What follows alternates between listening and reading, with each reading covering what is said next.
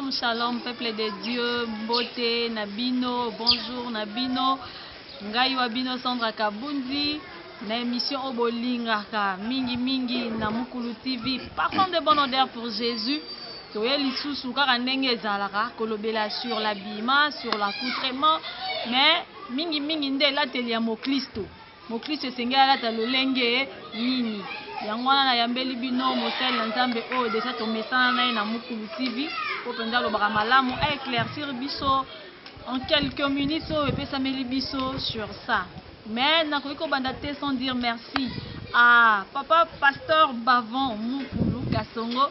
Merci à son épouse maman Thérèse Mbui potalaka soki yete mbele la misala ngo mystique.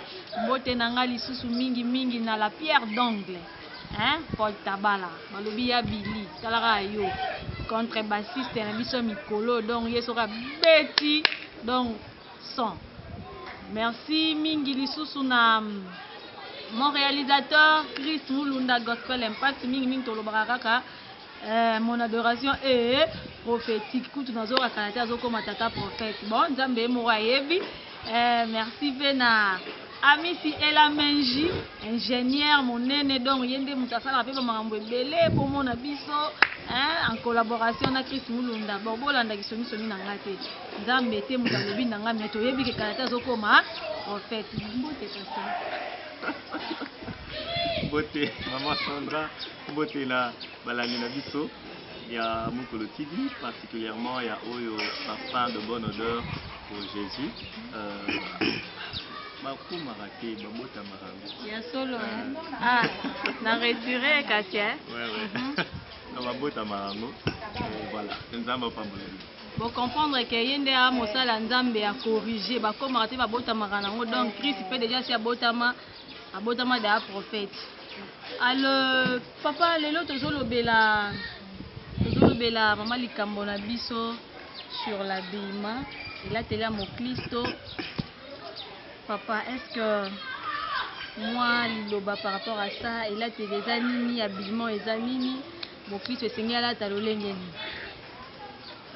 Merci. Bon. Moi, dans ma manière de faire, compliqué. Moi, quand on parle d'habillement, déjà, la manière de s'habiller. S'habiller, c'est couvrir son corps. Voilà, j'ai défini l'habillement et mon Christ c'est là nini. Réponse nanga, vous allez tirer. Timothée 2:9. Et Sika, plus pour les femmes, mais voilà.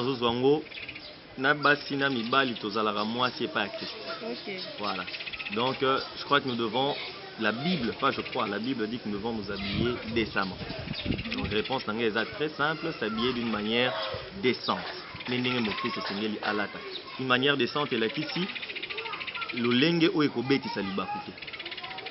Donc tango lati mutu amonio mais abeti libaku ndenge sengeli mo Kristo siko lolenga ngo mutu amonio abeti libaku te papa ya lolenge ya ndenge ni ya ba jifu tikuna na lola ya ba kitambala ti awa na misu tope papa explique ngo bien te donc mo Kristo paka nga kitambala ti boy mo Kristo paka ta jifu zo leka boy mo Kristo.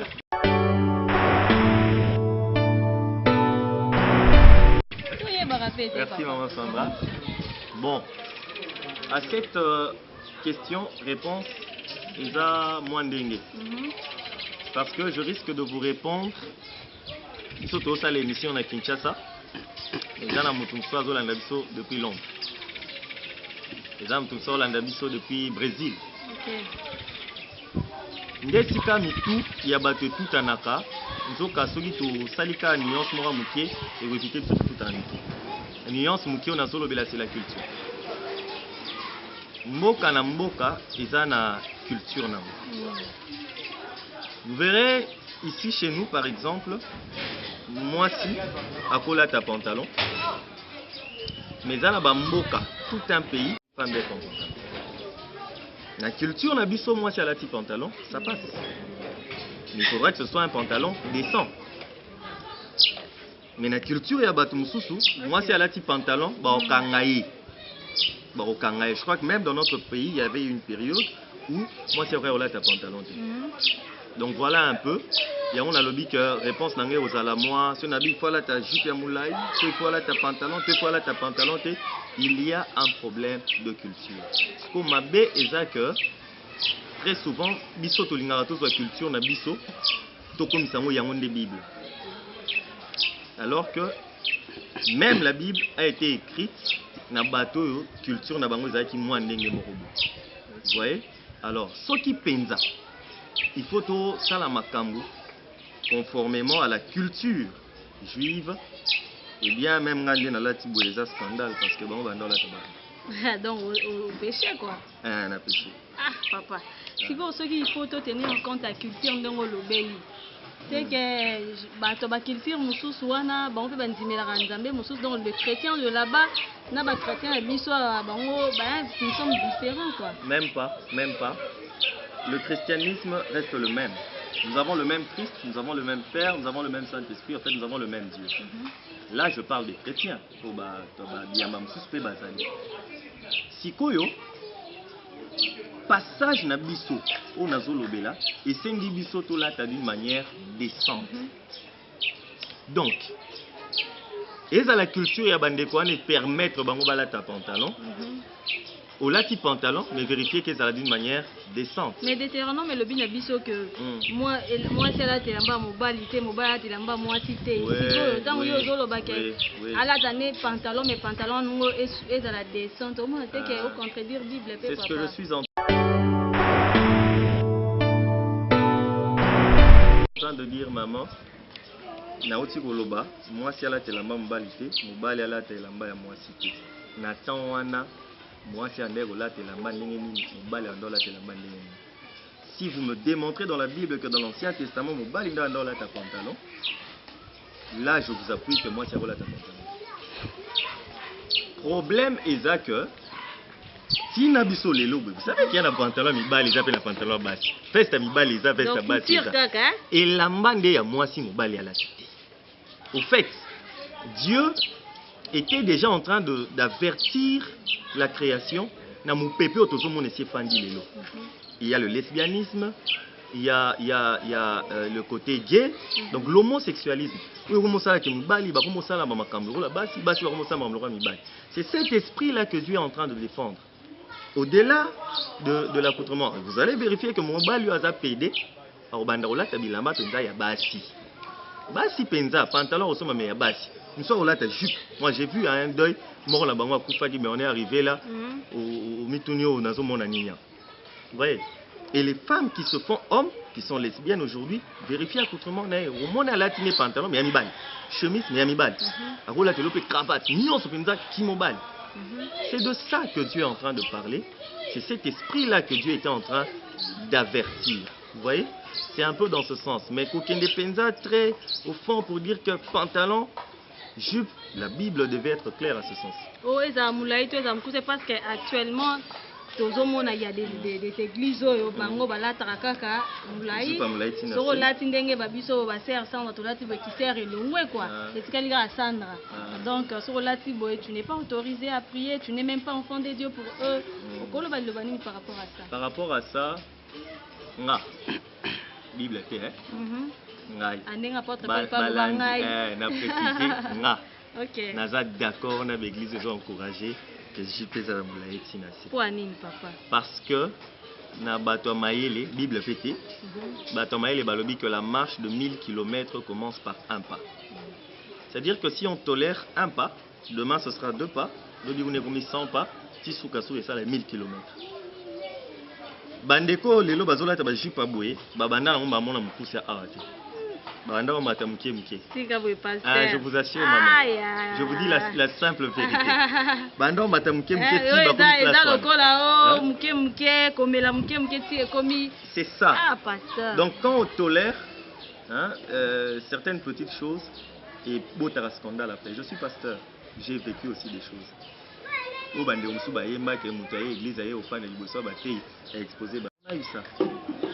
Uzote ya penza mutaye exprès afandi aye alati mabe et puis afin de la position bien et puis azo fixé otali na misu pour lui faire comprendre est-ce que vous avez makambo ça à sourire donc azo ça la pena likambo ya bikazo ça pas tiko secteur mais là na bamususu bazo taper ya milai mais na c'est ya milai wana mais hypocrisie bien aussi ça c'est un autre le débat serviteur de Dieu ça c'est un autre débat je pense que tozolo la makambo ya accoutrement papa yo ki manonga ka boye bana ngo bande ko balanti ba ebike na yo ezalaka na ngo ande wana comprenez que le pasteur alinga ko kota ba makambo ngo te maman Sandra nazo kimate mais là c'est pelara tout tikala na ordre makambo to ça oyebisinga que sujet lelo to lobela accoutrement kasi yango pe ka eza accoutrement ala te ya mulai mais c'est un autre débat comme P eza na mususu pe ala ta mu pousser mais en fait abanga nzambe l'intention mabete l'intention mabete banda ba polisa e ba banda ko lati se bongo et puis pona ya mona ngo normal comme pesa na ba mususu oyo tango zola tango eza intentionnel mais nga nazolinga totala penza cause intentionnel ou pas intentionnel mais totala effet une femme où elle a tiré l'amba mukuse ata ya lati on a likantia mabete mais epesa ba likantia mabete vous voyez c'est comme ça qu'on nous recommande de nous habiller décemment. Bon, je m'adresse plus aux femmes, peut-être les obimanines, même les hommes. Aujourd'hui, on voit du n'importe quoi. Au moins, moi, on balle là, type pantalon, qui tisse à mon sous culotte, les hommes. Ça aussi, c'est pas décent. Pour moi, je suis un pasteur. Je changer sujet. Sujet. Ça va changer.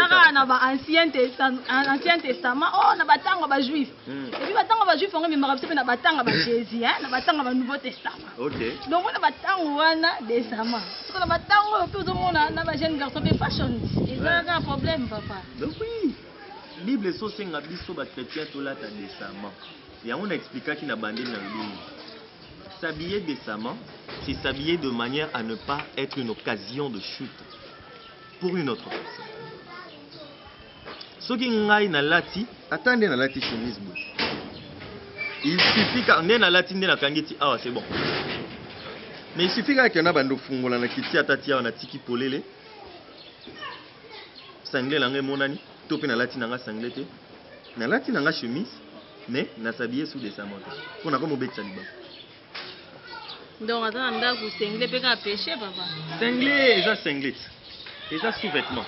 C'est ça la ma première année. Attends, on a parlé, donc, il y a une mère mystique. Donc, il faut que ah, pendant que on a fait Chris Moulunda, on a ma caméra, à bêter, on a un petit bakoto. Ah,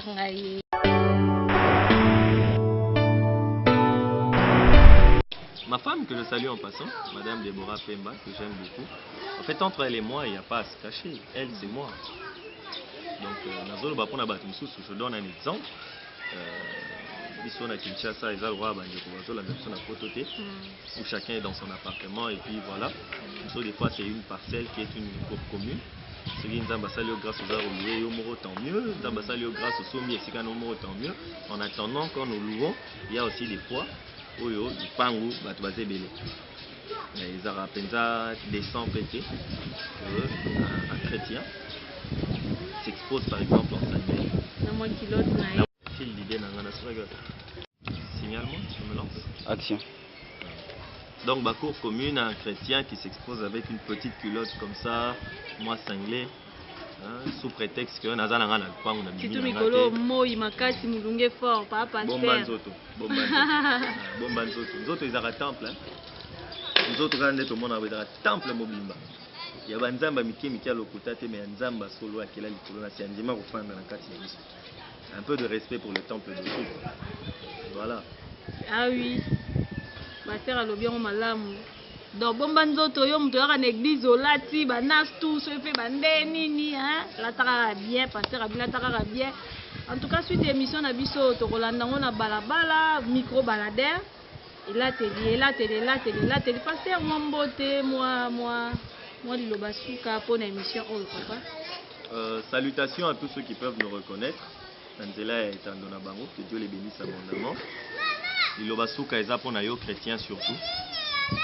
Ceux qui ont vérifié que Kola Tanayo ici, Bandio Salibaku.